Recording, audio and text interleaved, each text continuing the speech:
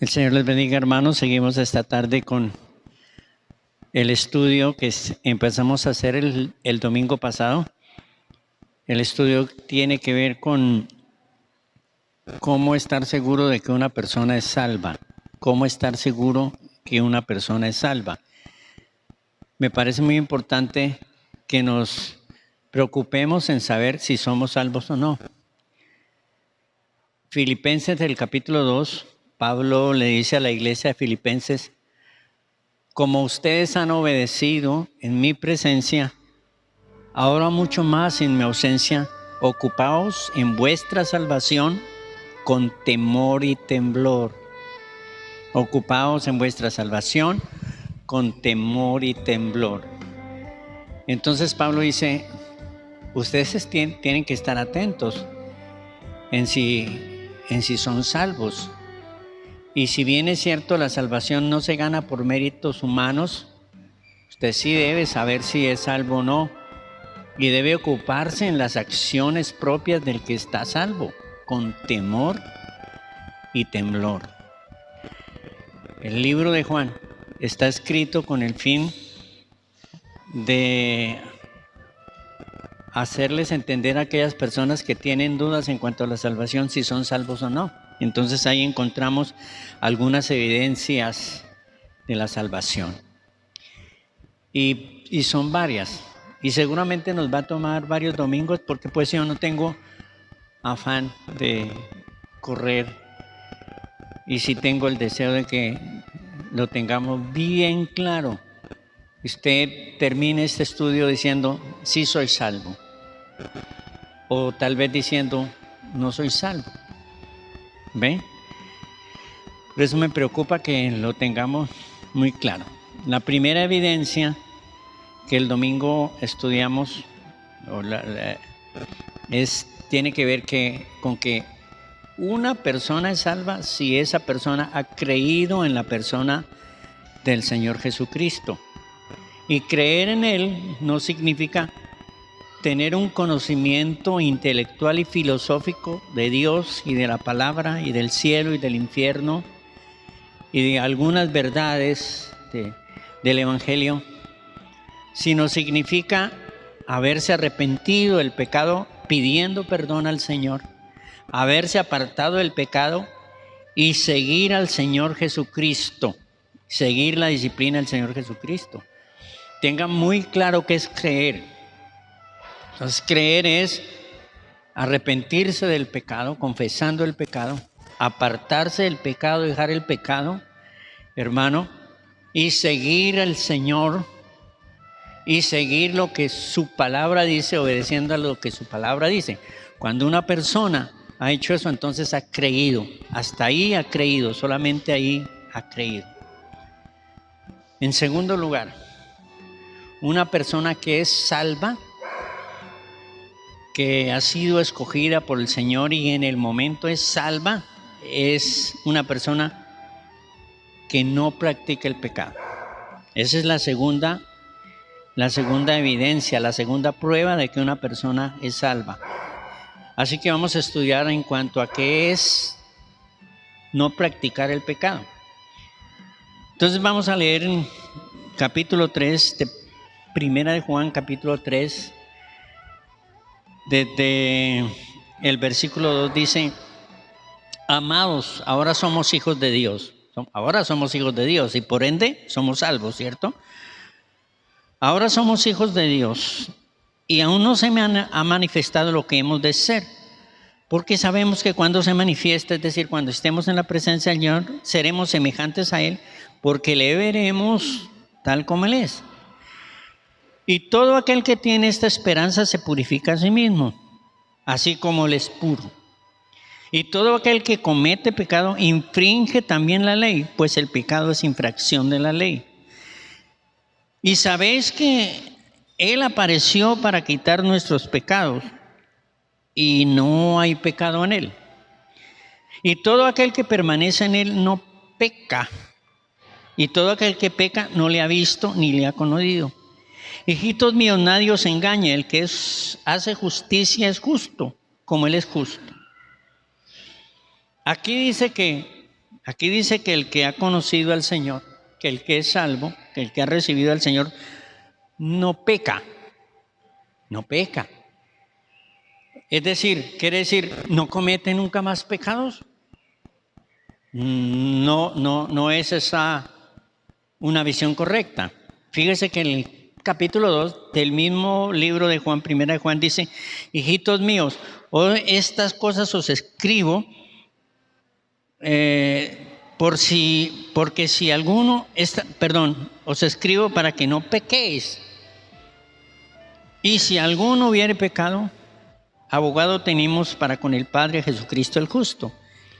Juan dice aquí, bueno, el que es salvo no peca, pero el mismo Juan dice, bueno, si alguno ha pecado, pues abogado tenemos al Padre, Jesucristo el justo. Y parece que hubiera como una aparente contradicción. Entonces, si peca o no peca. Bueno, Juan dice en qué consiste el no pecar. Versículo 8. El que practica el pecado es del diablo, porque el diablo peca desde el principio. Para esto apareció el Hijo de Dios, para deshacer las obras del diablo. Todo aquel que es nacido de Dios no practica el pecado, porque se manifiesta, porque la simiente de Dios permanece en él y no puede pecar,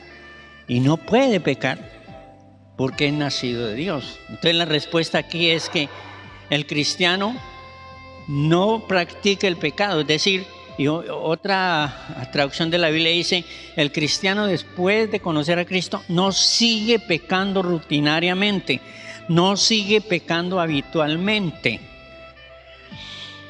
pero eventualmente una persona, un creyente puede pecar, eventualmente, sin ser esa su condición permanente de pecado, sin ser esa su forma habitual de vivir, ¿no es cierto? Tenemos el caso de Pedro. Pedro en algún momento tuvo un fracaso y negó al Señor Jesús y pecó y tuvo que arrepentirse. Y David, siendo un hombre temeroso de Dios, en alguna instancia de su vida, en un momento de flaqueza y de carnalidad, pecó. Pero esa no era la condición constante y permanente de él, no. Eso fue un hecho aislado y eventual. Es el caso del hijo pródigo, por ejemplo. El hijo pródigo se alejó de la casa del padre y por un tiempo anduvo alejado del padre, pero él volvió porque su condición permanente y habitual no era estar en el mundo ni en el pecado. Entonces una persona que es salva eventualmente puede caer en algún pecado, pero no es un pecado de práctica habitual y permanente. Por eso la Biblia dice que no peca, es decir, no peca constantemente, permanentemente. Ahora, ¿por qué el cristiano que es salvo no practica el pecado? ¿Por qué? Versículo 6, y aquí en el libro de Juan hay algunas razones. Versículo 6 dice, porque todo aquel que permanece en él no peca, y todo aquel que peca no le ha visto y no le ha conocido. Aquí hay dos tipos de personas, una que no practica el pecado y otra que practica el pecado. El que no es salvo, que practica el pecado, lo hace, dice aquí, en primer lugar, porque no le ha visto. Y ese no verlo no quiere decir que no lo ha visto, o quiere decir que no lo ha visto con los ojos físicos, que no lo ha visto con los ojos de la fe, que no ha conocido espiritualmente al Señor, que no ha tenido un encuentro con Él. El que tiene una condición permanente de pecado es porque no ha visto al Señor, ¿no? No se le ha revelado el Señor a su vida. Y número 2, no le ha conocido, dice. No le ha conocido. Es muy claro, no le ha visto, pero tampoco le ha conocido. ¿Es posible conocer al Señor Jesús? Claro. Es posible conocerlo espiritualmente. Es posible encontrarse espiritualmente con Él en una experiencia espiritual. Difícil de entender de manera carnal y natural. Número 2, Número 2, el que es salvo no practica el pecado, porque el que practica el pecado es del diablo. Y aquí es tan clara y tan certera la palabra del Señor, diciendo que quien tiene una práctica permanente de pecado no es de Dios, sino es del diablo. Versículo 8 dice, el que practica el pecado es del diablo. Nosotros no quisiéramos usar ese lenguaje así, como tan radical, pero la Biblia lo usa. La Biblia es radical porque la Biblia no oculta la condición del hombre perdido, no oculta, y así escuetamente lo llama, lo dice. Es difícil decirle a una persona que está constantemente en caminos de maldad, decirle, usted es del diablo. No, yo no le diría eso. Sin embargo, la Biblia le dice eso, le dice, usted es del diablo, ¿no? El que practica el pecado es del diablo. Ninguno quiere ser del diablo, ¿cierto? Pero sí quiere practicar el pecado, y el hecho de practicar el pecado hace que sea del diablo. Tremendo. Y del diablo, la palabra, el verbo se conjuga en presente continuo, quiere decir, está siendo del diablo. La persona que practica el pecado en el momento está siendo del diablo. Y luego dice en el griego la palabra es tou, que significa la procedencia, o de quién es la persona. La persona está claro, y seguro en el griego aparece tan certera diciendo de quién es, para que sepa la persona que él no sirve a Dios, que él evidentemente, si practica el pecado, sirve al diablo. Gravísimo eso, hermanos y amigos. Déjeme pedirle al Señor que usted pueda entender esto que yo les estoy compartiendo esta noche. Así que el que practica el pecado pertenece al diablo, está siendo el diablo porque él es su dueño y su señor que gobierna su vida. Qué triste realidad. Número 3, el que es salvo no practica el pecado porque él vive en la legalidad, y el que practica el pecado vive en la ilegalidad. Mire el versículo 4 del capítulo 3, dice, todo aquel que tiene esta esperanza se purifica a sí mismo, así como él es puro. Y todo aquel que comete pecado infringe también la ley, pues el pecado es infracción de la ley. Aquí dice claramente que es pecado. Pecado es quebrantar la ley. Toda ley que es quebrantada, se comete un pecado cuando se quebranta la ley. En otras palabras, vivir en pecado es vivir fuera de la voluntad de Dios. Hay 2 clases de mandamientos en la palabra del Señor. El primer mandamiento, 2 tipos de mandamientos. Unos están en sentido positivo y otros en sentido negativo. Los mandamientos que están en sentido negativo son aquellos que dicen no haga esto. Por ejemplo, dicen no cometerás adulterio, no robarás, no dirás falso testimonio. Esos están en sentido negativo. Y Dios escribió dio esos mandamientos. Y quien quebranta esos mandamientos está fuera de la voluntad de Dios, porque no es la voluntad de Dios que el hombre cometa adulterio, ni que el hombre robe. No es la voluntad de Dios. Entonces, está viviendo fuera de la voluntad de Dios. Hay mandamientos en sentido positivo. Por ejemplo, honra a tu padre y a tu madre. Es lo que nos manda qué hacer. Los anteriores es de lo que nos dice que no hacer, pero esto nos dice qué hacer. Ame al prójimo, ¿cierto? Perdone, por ejemplo. Esos mandamientos en sentido positivo nos mandan a hacer algo. Si no lo hacemos, sometimos esos mandamientos, igualmente quebrantamos la ley y estamos en pecado. Es decir, estamos fuera de la voluntad de Dios.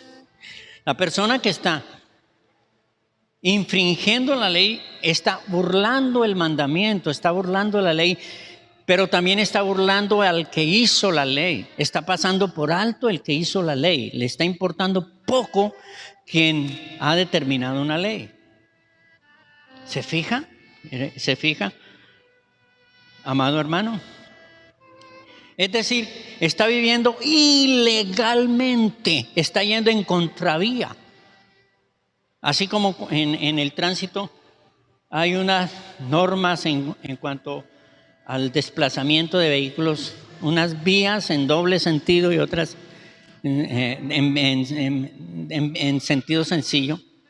Yo voy en contravía, voy contraviniendo una ley.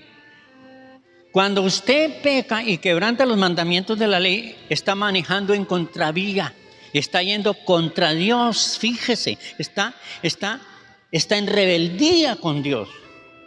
Un cristiano salvo no está en rebeldía, no va en contravía, no va contra Dios. Pero uno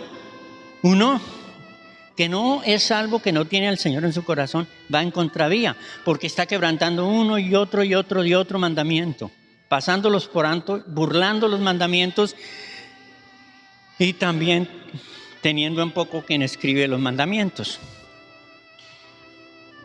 Interesante eso que dice Juan, hermano. Realmente, si uno define según Romanos capítulo 8, versículo 5, qué es pecado, así como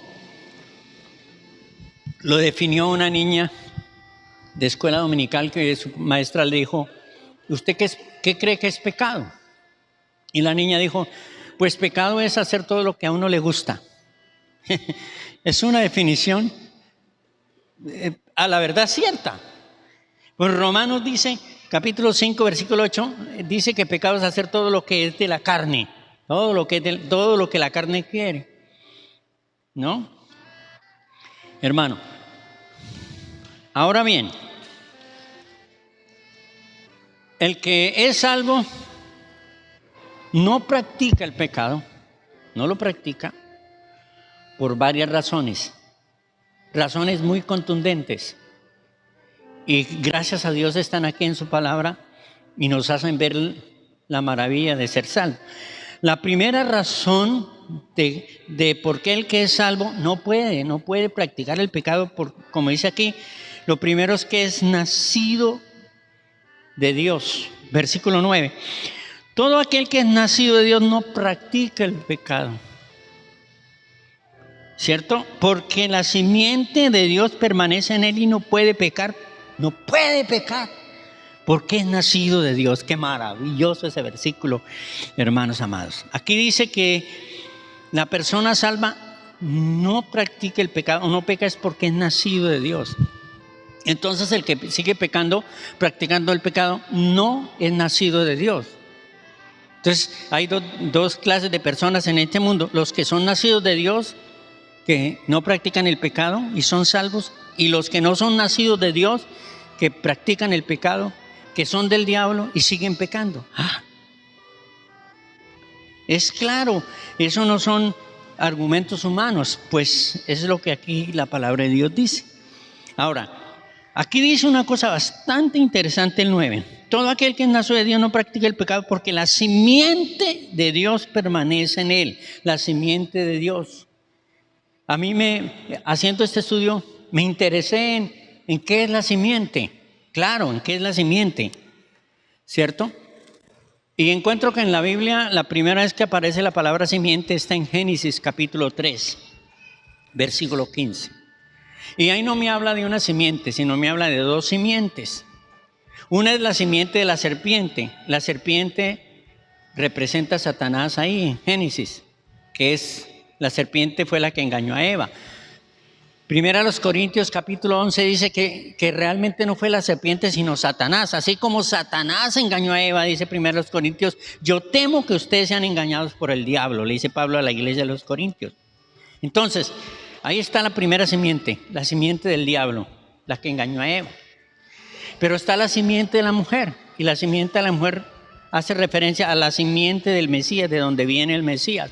Y fíjese que la simiente de la mujer, de donde viene el Mesías, en el versículo 15, venció, golpeó en la cabeza la simiente de la serpiente, la venció. ¿Cuándo la venció? En la cruz, hermanos. Y entonces desde capítulo 3, versículos 15 en adelante, empieza a trazarse dos líneas de dos simientes. Una la simiente de la mujer de Dios y otra la simiente de Satanás o la simiente de Caín. Una la simiente de Sem, de Noé, de Matusalén, de David, ¿no? Del Mesías, y otra la de Caín, la de Lamed y toda esta generación perversa. Entonces, los que viven este mundo, los que habitan este mundo, unos de ellos pertenecen a la simiente de Dios y otros pertenecen a la simiente del diablo. Y el que pertenece a la simiente de Dios no puede pecar. ¿Pero qué es esta simiente? Bueno, versículo 9 dice que es nacido de Dios. En el capítulo 5, versículo 28, dice que el que es engendrado por Dios, dice, versículo 5, capítulo 5 de Juan, versículo 18, dice, sabemos que todo aquel que ha nacido de Dios no practica el pecado, pues aquel que fue engendrado por Dios le guarda y el maligno no le toca. Fíjese que al recibir a Cristo, al convertirnos a Cristo, sucedió algo milagroso, algo tremendo. En ese momento somos engendrados por Dios. Somos nacidos de Dios, recibimos una simiente. Matthew Henry llama a esa simiente el poder vivificante. Ese poder vivificante es un poder de vida que se recibe cuando recibimos al Señor. O como dice segunda de Pedro capítulo 1 versículo 4. Segunda de Pedro capítulo 1, 4 dice que esa simiente es la naturaleza de Dios en nosotros. ¿Cómo es la naturaleza de Dios? Pues la naturaleza de Dios es una naturaleza de bondad, de santidad, de bien. Y si el que ha recibido a Cristo en el corazón tiene esta naturaleza, pues tendrá una tendencia a hacer el bien, a vivir moralmente, hermanos amados. Número 2, segunda razón, porque el que es salvo no practica el pecado. La segunda razón es porque tiene la tendencia constante a santificarse a sí mismo. Versículo 3 del capítulo 3 del 1 Juan. Todo aquel que tiene esta esperanza se purifica a sí mismo como Él es puro. Bonito, hermanos, se purifica. ¿Tiene cuál esperanza? Bueno, la esperanza de ser como el Señor, la esperanza de ser salvos. Y aquí dice, se purifica, es decir, tiene un deseo, una intención de ser cada día mejor, tiene una intención de limpiarse cada día más. Eso es lo que quiere decir. Número 3. El creyente salvo no practica el pecado porque Cristo apareció para quitar el pecado. Ay, más bonito todavía. Todo es bonito. Realmente Jesús dice dos cosas acerca de quitar el pecado, de quitar y deshacer el pecado. Mire el versículo 5. Dice, y sabéis que Él apareció para quitar nuestros pecados. Y no hay pecado en Él. Y versículo 8, mire, el que practica el pecado es del diablo, porque el diablo peca desde el principio. Para esto apareció el Hijo de Dios, para deshacer las obras del diablo. Y hay dos cosas que hace el Señor Jesús en la persona que lo ha recibido. Dos cosas que hace. La primera es quitar el pecado. Quitar el pecado, la palabra quitar es airos y tiene tres significados. El primero es quitar, es cortar, es amputar. Mire, por ejemplo, cuando una persona tiene un tumor cancerígeno en alguna parte de su cuerpo, entonces empieza a tener unos dolores intensos. La persona va al médico y el médico le dice, tiene un tumor.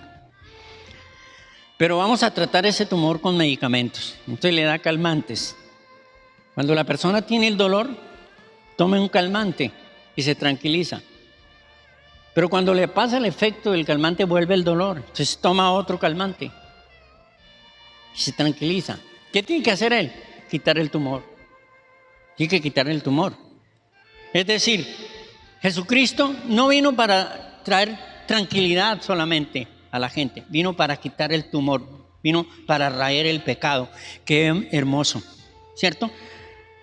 También significa levantar.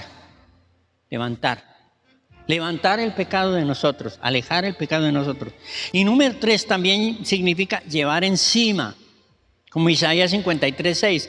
Él llevó sobre sí nuestro pecado. Entonces, si Él levanta el pecado de nosotros, lo toma sobre sí y lo lleva, porque alguno tiene que llevar el pecado. Porque ese pecado tiene que recibir una justicia. Esa justicia la recibe Jesús en la cruz del pecado, en la cruz del Calvario, hermano. Ahora, dice que también apareció Jesús para deshacer el pecado o deshacer las obras del diablo. Y también quiere decir 3 cosas. Primero, el Señor deshace el poder del pecado en nosotros. Y deshacer tiene que ver como con una persona que está encadenada. Todo su cuerpo está encadenado y otro viene y corta todas esas cadenas. Y estamos nosotros encadenados así por el pecado. Y el Señor vino a deshacer el pecado. No podíamos hacer nada para librarnos del pecado. No podíamos hacer nada. Por eso ninguna persona se puede ayudar a sí mismo, porque no puede hacer nada mientras no acuda a Jesús. ¿Ve? Y entonces Él vino para deshacer las obras, para quitar el poder del pecado en primer lugar. Luego, número 2, para quitar los efectos del pecado. ¿Cuáles son los efectos del pecado? La condenación.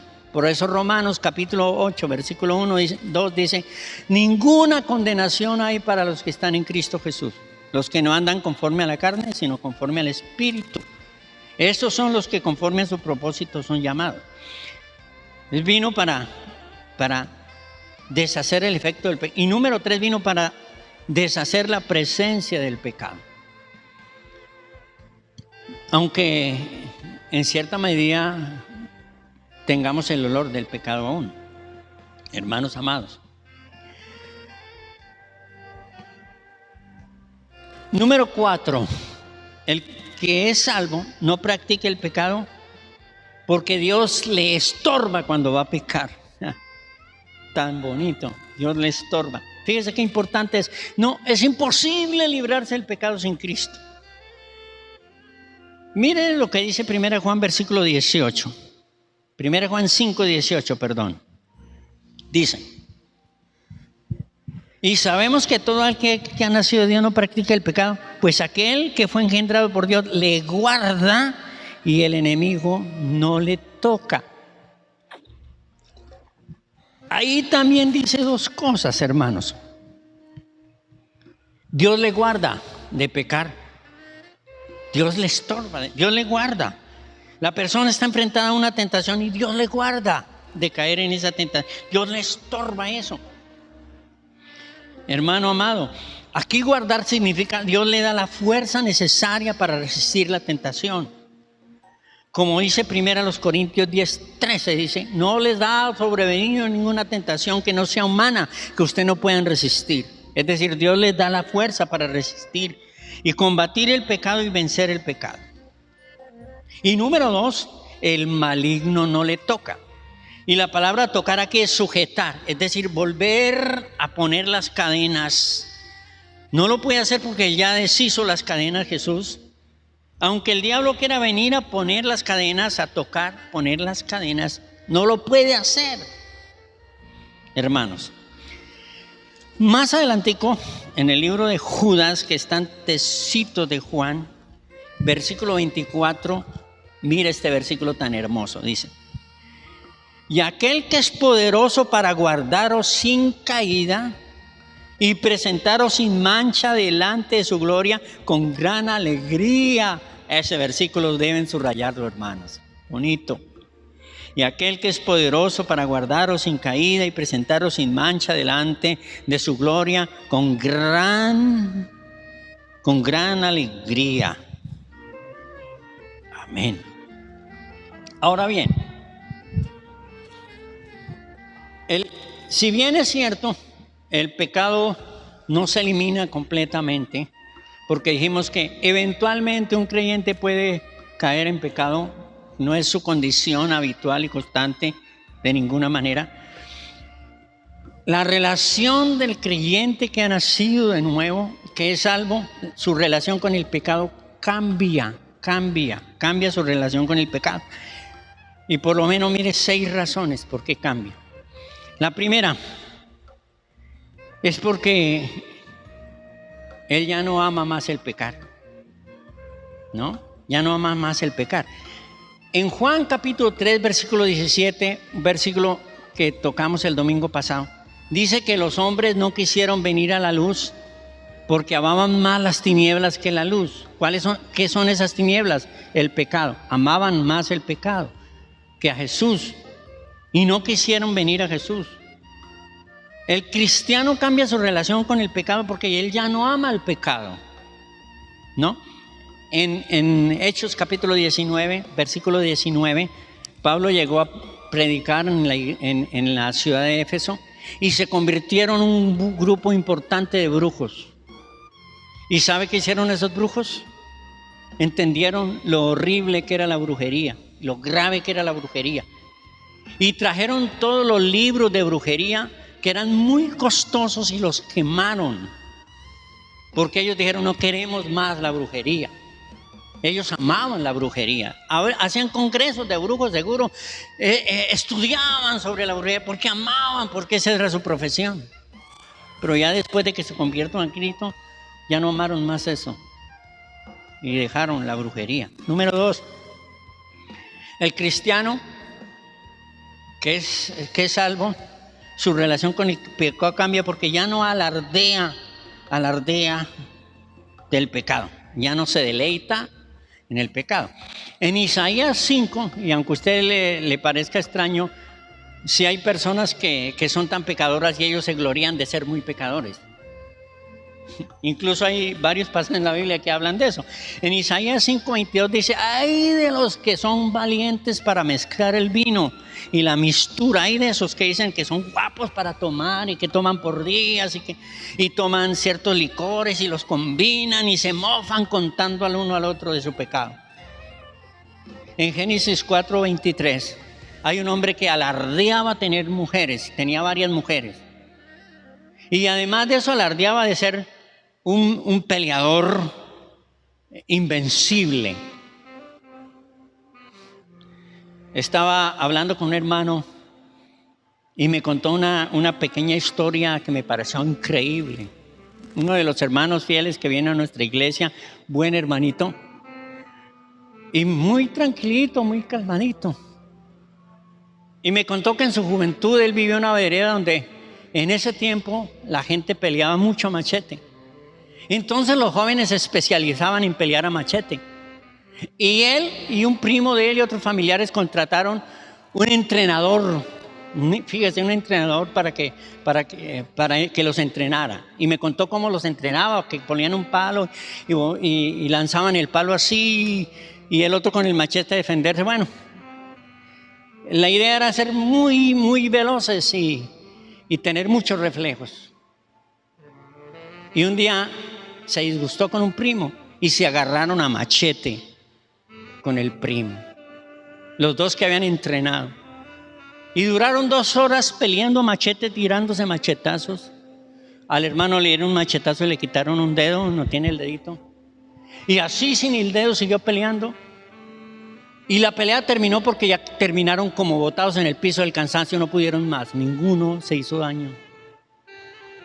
Yo decía, yo veía a ese hermano contándome eso, yo decía, este que parece una mansa paloma. No, hermano, mire, el cristiano ya no alardea del pecado, ¿no es cierto? Porque su relación con el pecado cambia, eso le avergüenza. Número 3, perdón. El cristiano no planea el pecado como antes lo hacía. En Proverbios capítulo 1 encontramos un joven induciendo a otro joven inocente por caminos de pecado. haciendo planes para hacer caer ese joven. En Proverbios capítulo 7, versículo 6, encontramos a una mujer haciendo planes para hacer caer un joven en adulterio. Hizo planes y al parecer le funcionaron a ella. El cristiano ya no usa su mente para planear el pecado, pues en 1 Corintios capítulo 2 dice que el que es de Dios tiene la mente, capítulo 2, 1 Corintios 2:16 dice que el cristiano tiene la mente de Cristo. Tiene una mente restaurada, regenerada, ¿no?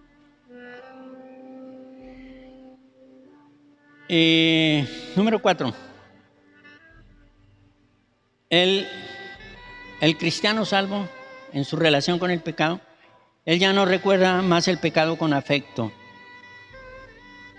Y eso pasó con David en el capítulo 25 del libro de Salmos, versículo 7. Dice: Señor, de los pecados de mi juventud no te acuerdes. Varios hermanos que se han convertido ya siendo mayores me han dicho a mí: pastor, no haber conocido el evangelio antes, tantos errores que cometí, tantos fracasos, tanto mal que hice, ¿cómo no me convertí antes? Así que es un asunto de vergüenza. Número 5. El cristiano ya no disfruta, su relación con el pecado cambia porque él ya no disfruta el pecado como antes lo disfrutaba. La persona que no tiene a Cristo, él peca y lo disfruta. Pero el que es convertido a Cristo ya no puede disfrutar el pecado. Llega a caer en un pecado y se siente horrible, se siente en el infierno. Y aquí hay un pasaje donde el salmista David cuenta su condición emocional y espiritual cuando él pecó. Dice: bienaventurado aquel cuya transgresión ha sido perdonada y cuyo cubierto su pecado. Bienaventurado el hombre a quien Jehová no culpa de iniquidad y cuyo espíritu no hay engaño. Mientras callé se envejecieron mis huesos en mi gemir. Vea cómo está de terrible David por haber pecado. Cómo se siente en mi gemir todo el día, porque de día y de noche se agravó tu mano sobre mí y se volvió mi verdor en sequedad de verano. Está muy mal, arrepentido por haber, ya no disfrutó el pecado. Y número 6, en la relación del cristiano con el pecado, él ya no considera el pecado algo trivial, no. El pecado realmente es algo devastador, es una desgracia misma, es emblema de condenación y perdición, de pobreza. Entonces el cristiano ha entendido que caminar en el pecado es una de las peores desgracias de la persona, del creyente, y por eso rechaza eso. Entendió importante eso, hermanos amados. Quiero yo pedirle al Señor, usted tenga claro por qué el cristiano no practica el pecado, el que tiene la simiente de Cristo, el que ha nacido de nuevo, porque muchas cosas en su vida han cambiado y eso lo hace vivir diferente y eso lo hace estar diferente. El domingo seguimos con otras evidencias del que es salvo. Bendito Dios, te damos gracias por tu santísima palabra, Señor.